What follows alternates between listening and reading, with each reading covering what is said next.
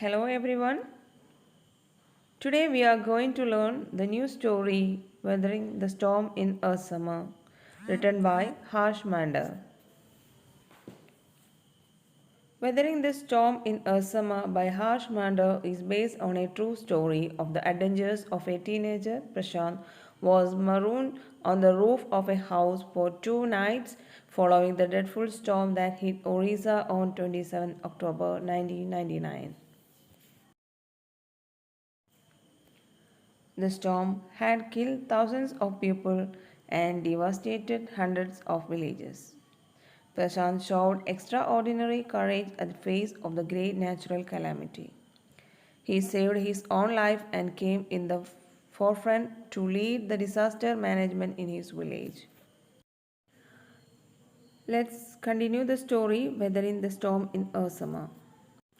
On 27 October 1999, 7 years after his mother's death, Prashant had gone to the block headquarters of Asama, a small town in coastal Orissa, some 18 kilometers from his village to spend a day with a friend. On 27 October 1999, Prashant had gone to a town known as Asama. His mother had died about 7 years ago. Asama was situated in the coastal area of Orissa state. This town was the headquarters of block level administration. This town was about 80 kilometers away from the village of Prashant. He had gone to Asama to be with his friends for one day. In the evening, a dark and menacing storm quickly gathered. Winds beat against the house with a speed and fury that Prashant had never witnessed before. Here, the word menacing means dangerous and fury means violent.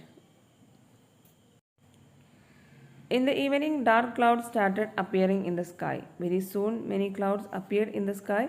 It looked as if a storm was about to come. Speed of wind increased. Wind started striking the houses with great force. Prashant had never seen winds of such high speed and such extreme power. Heavy and incessant rain filled the darkness. Ancient trees were uprooted and crashed to the earth, screamed rent the air as people and houses were swiftly washed away. The angry waters swirled into his friend's house neck deep. The building was of brick and mortar and was strong enough to survive the devastation of the wind. The city was falling continuously. The old and fully grown trees got removed from their roots and fell down. Shouts of people could be heard through the air, meaning that almost all people were shouting because of fear. Very soon, quantity and force of water increased. Several houses were damaged due to water. Many were taken away by water. Water entered into the house of the friends of Prashant. The force of water was high and it was rotating about itself. Water level was up to neck of the people living in the house. The speed of the wind was 350 kilometers per hour. Walls of the house were made of brick and mortar. Therefore, even high speed wind could not cause any damage to walls. But the cold terror of the family grew with the crashing of trees that had got uprooted and fallen on their house, sometimes in the middle of the night, damaging its roof and walls.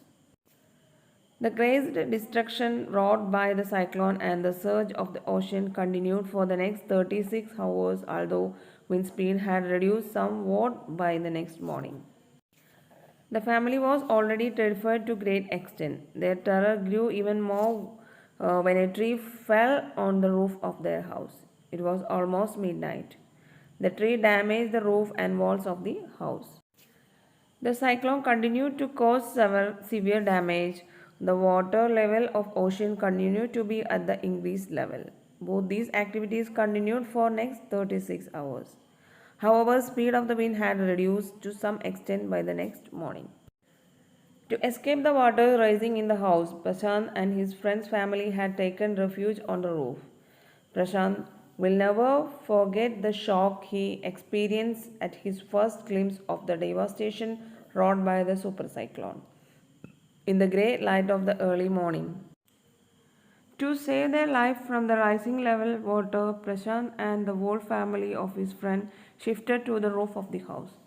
Early in the morning, Prashant saw the damage caused by the super cyclone. He will never be able to forget the scene of the destruction.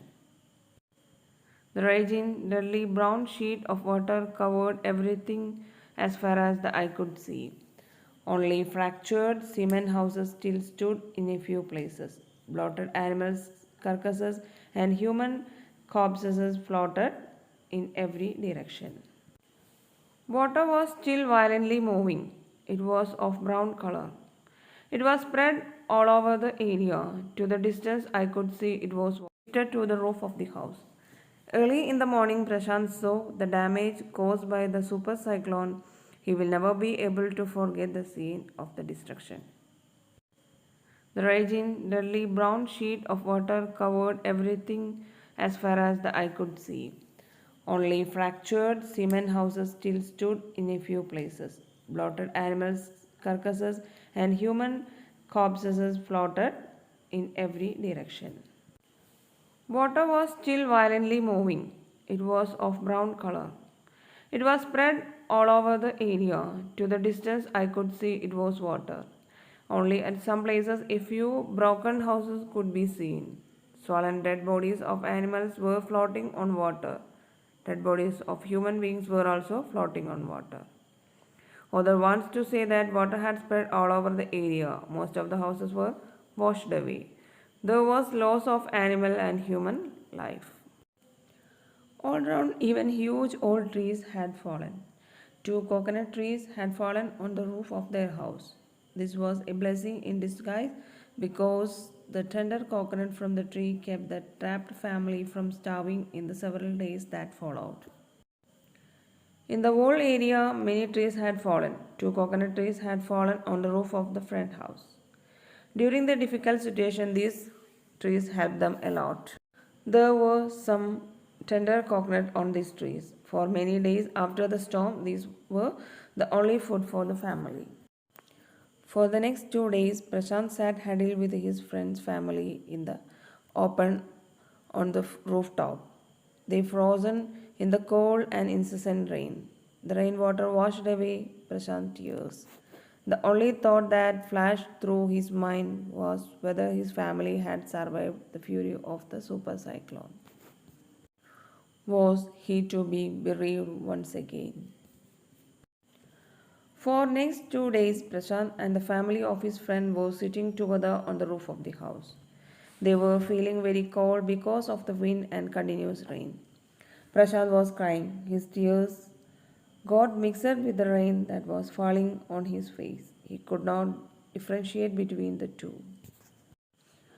Only one thought was coming to the mind of Prashant. He wanted to know if his family in his village was safe.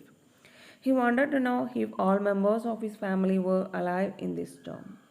Or he will have to once again tolerate the death of members of his family.